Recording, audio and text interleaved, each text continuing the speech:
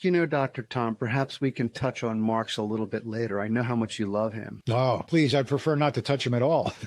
Well, what I'd like to do for the sake of brevity is to put the pieces together to find out how the Austrian theory of the business cycle came about. Now, you previously talked about 4 preconditions for failure. Let me see if I've got them right.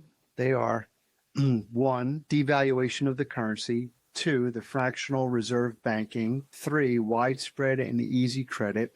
And then 4, artificially low interest rates. So the thing those 4 have in common, I think, is a change in the available money and credit supply, which does not conform to the realities of the market.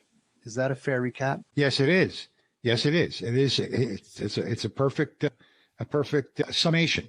But they also have one more thing in common: a bank orchestrating it. Okay, we have the stage set. Some smart people started to question the reasons for price increases. That's because we're talking about back in England. And among them was a man named David Ricardo. All right.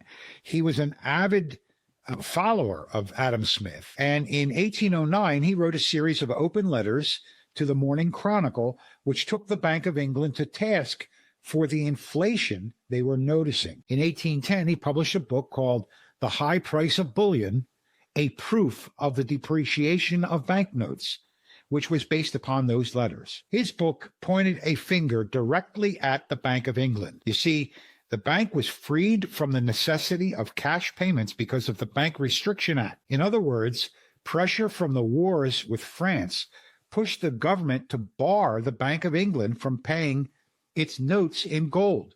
The Bank of England and other rural banks took advantage of this act and increased their notes and the volume of their lending. Of course, the directors of the bank insisted that the subsequent increase in prices and the depreciation of the pound had no relation to the rise in bank credit. Well, of course not. So go on. All right. So Ricardo and the others argued that the amount of banknotes in circulation had an effect on